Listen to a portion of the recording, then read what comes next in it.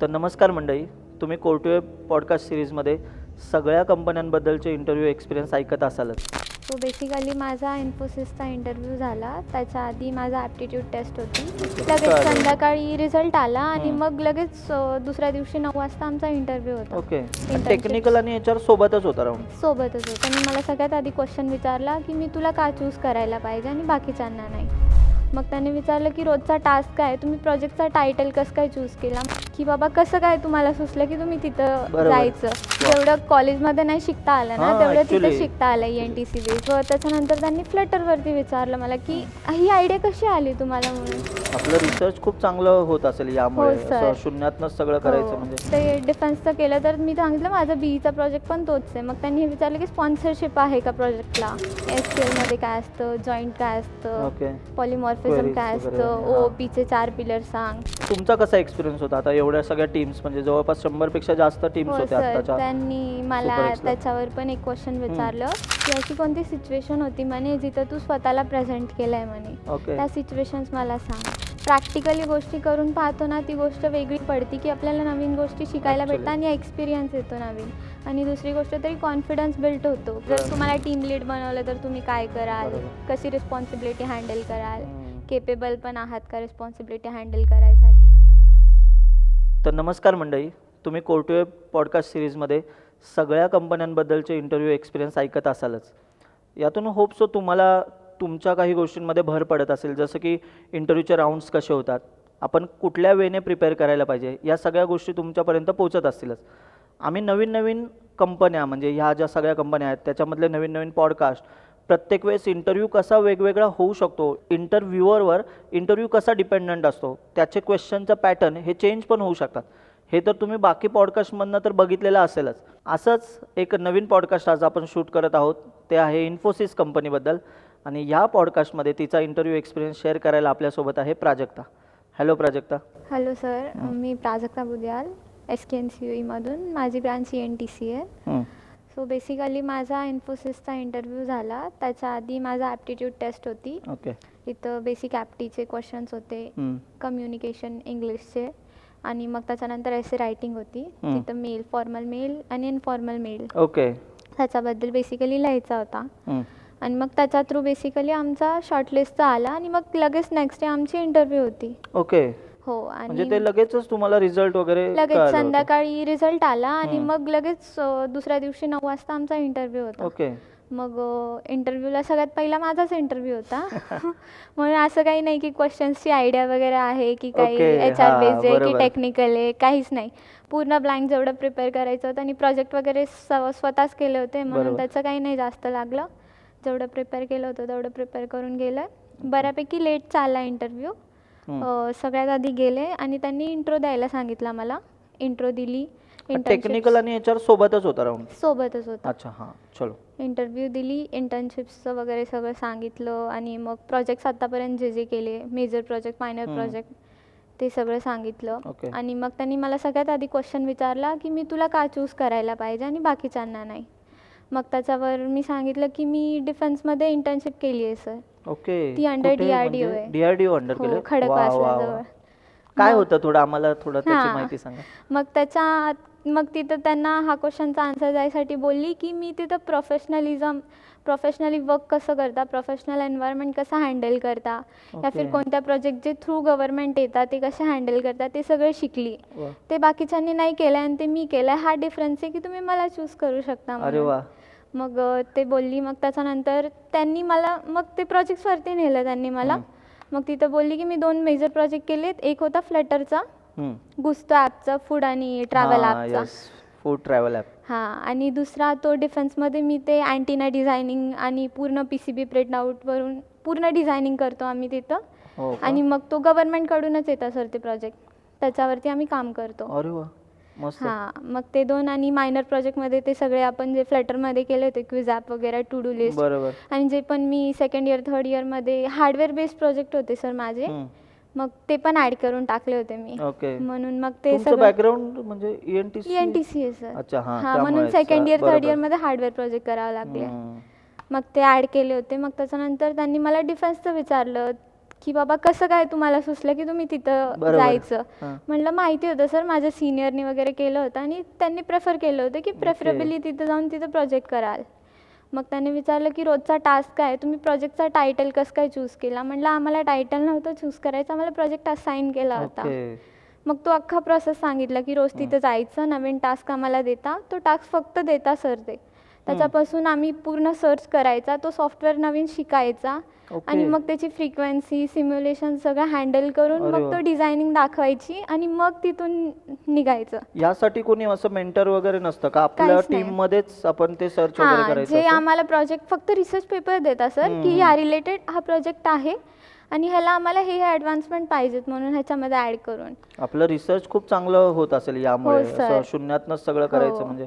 वा. जेवढं कॉलेजमध्ये नाही शिकता आलं ना, हां, तेवढं actually, तिथे शिकता आलं actually. ENTC based. हीच खासियत असतं म्हणजे ऍक्च्युअल आपण इंटर्नशिप कुठेतरी काम करतोय काम आणि करतो असं काही वेगळं ऍक्च्युअल आणि करतोय. तिथं सगळं डिफेन्स म्हणल्यावर इतकं सगळं प्रोफेशनलिझम बरोबर. एकदम चांगलं येतं, अप टू डेट सगळं, टाइम टू टाइम तुम्हाला सगळं शिकायला तिकडे भेटलं. कॅम्पस मध्ये त्या तिथे जायचं? कॅम्पसमध्ये बोलवतात. कुठे मग ते खडकवासला जवळ आहे खडकवासलाच आहे सर. ते? हो. ओके. अरे वा, छान. सरळ गेलं की मग तिथे लगेच येतं ते.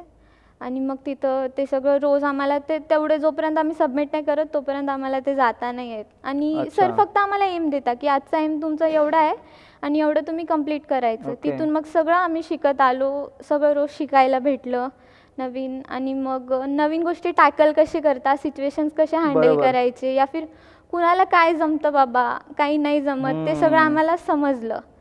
मग त्याच्यानंतर त्यांनी फ्लटरवरती विचारलं मला की ही आयडिया कशी आली तुम्हाला म्हणून.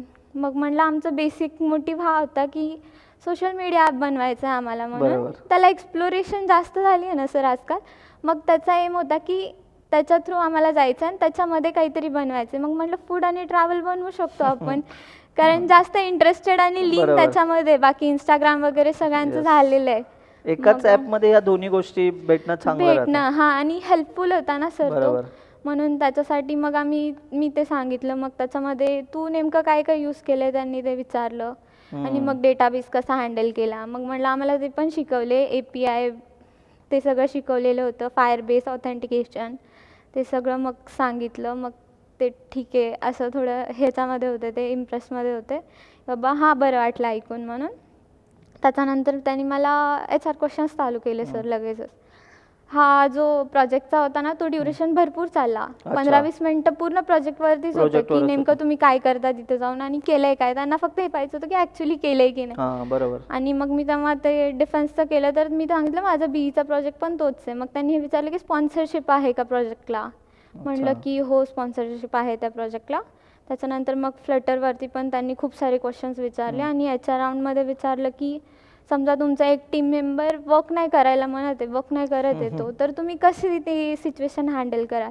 तर मी म्हटलं की तो टीम मेंबर कोणत्या पण वर्कसाठी केपेबल आहे या फिर त्याच्यासाठी सुटेबल आहे तर बरोबर. मी तो असाईन करेन त्याचा त्यांच्यासाठी. इंटरेस्ट ज्यामध्ये आहे ती गोष्ट त्याला हां, की assign बाबा करू. त्याला विचारेल की तुला कोणत्या ह्याच्यामध्ये काम करायचं आहे, बरोबर. मग मी त्याला ते असाईन करेल. आणि मग त्यांचा दुसरा क्वेश्चन असा होता की जर तुझे 2 टीम मेंबर एका गोष्टीसाठी हे करताय की मला हा काम करायचं आहे तर तू काय करशील. म्हटलं तो काम त्यांना दोघांना करून असाईन करेल आणि मग अजून एक एक्स्ट्रा काम त्यांना असाईन करेल, त्या अकॉर्डिंग टीमचा काम पण हँडल होईल म्हणून. आणि खूप सारे HR क्वेश्चन होते. मग अजून एक होता की जर तुझे टीम मेंबर तुझ्या ओपिनियनशी अग्री नाही करत आहे तर तू काय करशील. मग मी म्हणलं त्यांच्यासोबत डिस्कस करेन आणि ओव्हरऑल जे ते अग्री करतील त्याच्यासोबत फर्दर मूव्ह ऑन होईल म्हणून. असं म्हणजे होतं हे सिच्युएशन बेस्ड क्वेश्चन दिलेले होते. Situation based. Okay. आणि मग ह्याच्यामध्ये खूप वेळ गेला होता. मग टेक्निकल बेस्ड थोडेसे विचारले त्यांनी, SQL मध्ये काय असतं, जॉईंट काय असतं, ओके. पॉलिमॉर्फिझम Queries काय वगैरे असतं, आणि हां. OOPचे 4 पिलर सांग, JVM सांग. JVMचं मग मी पूर्ण सांगितलं, method area, heap, garbage collector हे सगळं सांगितलं. आणि मग गुड टू गो म्हणले तर. अरे वा, म्हणजे चांगला झाला इंटरव्ह्यू. चांगला जास्त झाला. Project base. प्रोजेक्टवरती इतके सारे क्वेश्चन्स विचारले सर, खूप सारे. म्हणजे त्यांना नीन झाली की काय करता Actually. बाबा नेमकं तुम्ही आणि बरोबर. ॲक्च्युली तुम्ही प्रोजेक्ट केला आहे ना की बाबा हर्डल्स काय आले तुम्हाला. मग त्यांनी विचारलं की फ्लटरचा प्रोजेक्ट असा सहज नसेल झाला की तुम्ही आता डिप्लॉयमेंटपर्यंत आणताय बरोबर. प्रोजेक्टला. मग म्हणलं तुम्ही ते सॉल्व्ह कसे केला म्हणे डाऊट्स की हर्डल्स आले की ते. म्हणलं आम्हाला मेंटर होते तिथं, ते आमचे डाऊट्स सगळे क्लिअर करून द्यायचे म्हणलं एनी टाईम. आम्हाला जेव्हा पण डाऊट येत होते या फिर काही पण होतं, आम्हाला मेंटर होते, ते सगळे क्लिअर करून द्यायचे. अच्छा, मग त्यांना वाटलं की हा केला आहे प्रोजेक्ट. नाही, मला वाटते तो तुमच्या याच्यातला म्हणजे की पॉईंट हाच असावा, की फॅक्टर, की त्यांना लक्षात आले की तुम्ही स्वतःहून केलेत प्रोजेक्ट. केलेत प्रोजेक्ट इवन म्हणून. तिकडे पण म्हणजे तुम्ही डिफेन्स मधला पण तो मध्ये प्रोजेक्ट पण. स्वतःहून केलेला आहे आणि हो सर. इकडचा पण फ्लटर वगैरे पण. दोन्हीकडून. बरोबर. मग माझा असा ओव्हरऑल इंटरव्ह्यू एकतर प्रोजेक्ट होता आणि HR क्वेश्चन्स. ओके. मेजॉरिटी हेच होती. आता Technical तुम्ही picture. ह्या सुपर एक्सला म्हणजे प्रेझेंट केलं होतं हो आता सर. प्रोजेक्ट, तर तुमचा कसा एक्सपिरियन्स होता? आता एवढ्या सगळ्या टीम्स म्हणजे जवळपास 100 पेक्षा जास्त टीम्स हो होत्या सर, आताच्या त्यांनी Super मला X ला. त्याच्यावर पण एक क्वेश्चन विचारलं की अशी कोणती सिच्युएशन होती म्हणे जिथं तू स्वतःला प्रेझेंट केलंय म्हणे, ओके. त्या सिच्युएशन्स मला सांग. तर मी बोलली from the school me education कॉम्पिटिशनमध्ये पार्ट घ्यायची सर, नॅशनल लेवल वगैरे. अच्छा. मग तिथं आणि मग अँकरिंग केली आहे ॲन्युअल फंक्शन्समध्ये. आणि मग म्हटलं की आत्ता प्रेझेंट केलं आहे तिथं 700 पीपल्स आणि मल्टिपल प्रोजेक्ट्स असतात त्यांचं सगळ्यांसमोर आम्ही प्रोजेक्ट प्रेझेंट पण केला आहे म्हटलं, जो फ्लटरचा आहे तो. अरे वा, गुड. म्हणजे तुला कसं वाटतं की आता सुपर एक्स मध्ये आपण प्रेझेंट करतोय, तर कुठल्या गोष्टी आपल्यामध्ये इम्प्रूव्ह होत आहेत म्हणजे जसं की आता बघा ना, तुमची टीम बॉन्डिंग हो. वाढलं, जसं तुझा काय पर्स्पेक्टिव्ह होता म्हणजे सुपर एक्स मधनं तुला काय एक्स्ट्राच्या गोष्टी मिळाल्या, जे की ठीक आहे म्हणजे तुला इंटरव्ह्यूला त्याचा वापरही नसे झालेला, पण तुझ्या काय गोष्टी लक्षात आल्या की असा इथे प्रोजेक्ट करण्यामध्ये? नाही सर, पहिली गोष्ट तर खूप काही नवीन गोष्टी शिकायला भेटतात. जेवढं आपण प्रॅक्टिकली गोष्टी करून पाहतो ना, ती गोष्ट वेगळी पडते की आपल्याला नवीन गोष्टी शिकायला भेटतात आणि एक्सपिरियन्स येतो नवीन. आणि दुसरी गोष्ट तरी कॉन्फिडन्स बिल्ड होतो की हिट अँड ट्राय, की बाबा आपण जोपर्यंत ट्राय नाही करत तोपर्यंत गोष्टी नाही होणार.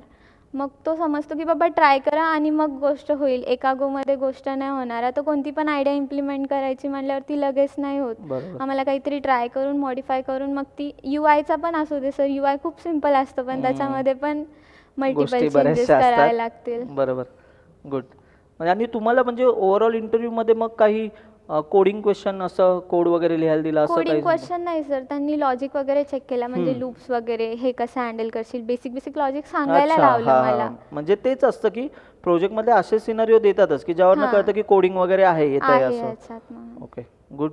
छान इंटरव्ह्यू एक्सपिरियन्स आहे तुमचा, शॉर्ट स्वीट. आणि म्हणजे त्यांना जर 15-20 मिनिटातच कळतं की हा कॅन्डिडेट असा आहे की हा स्वतःहून सगळं करतोय, तर ते मग त्यामुळे तुला ते गुड टू गो बोलले की बाबा चला घेऊ शकतात. आणि ते एक आपल्याला पण तिथेच कॉन्फिडन्स येतो की मे बी आपलं होऊ शकतं, कारण आपले क्वेश्चन्स अशा पद्धतीने ड्राईव्ह करता आलेत आपल्याला. sir. सगळ्या छान गोष्टी झाल्या.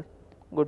तुम्ही म्हणजे आता जे फ्रेशर्स आहेत, जे आता या कंपनीसाठी विचार करतील, तर तुमचे काय मेन असे की पॉईंट्स असतील की त्यांना सांगायला, सजेशन्स काय असतील की तुम्ही ह्या गोष्टी फोकस करा, तुम्हाला ही कंपनी आरामात क्रॅक होईल, सो तुम्ही त्यांना ते सांगू शकता? पहिली गोष्ट तरी बीचा प्रोजेक्ट तो खूप इम्पॉर्टंट आहे की बाबा पोरं विकत घेतात या फिर हे. पहिली गोष्ट तरी जेवढं होईल तेवढं स्पॉन्सरशिप शोधायची प्रोजेक्टची, कारण मग त्यांना अश्युरिटी होती की हा उचललेला प्रोजेक्ट नाही आहे, हा कोणत्या तरी कंपनी बेस्ड या फिर कोणती तरी कंपनी ह्या प्रोजेक्टला यूज करू शकते बाबा. त्यांना तिथून भेटतो की एक्सपिरियन्स आहे पोरांना. आणि दुसरी कोडिंग स्किल्स वगैरे ते सगळ्या गोष्टी पाहिजेच आहेत. ॲटलिस्ट बेसिक पाहिजे, कंपनी जास्त नाही एक्सपेक्ट करणार, पण मग बेसिक नॉलेज ते चेक करता की बाबा हँडल करू शकता का आणि सिच्युएशन्स हँडल करता का. जर ही सिच्युएशन आली तर ही कशी हँडल कराल, या फिर तुम्ही फ्रेशर लेवललाच ह्या गोष्टी कशा टॅकल करू शकता. जर तुम्हाला टीम लीड बनवलं तर तुम्ही काय कराल, कशी रिस्पॉन्सिबिलिटी हँडल कराल, केपेबल पण आहात का रिस्पॉन्सिबिलिटी हँडल करायसाठी.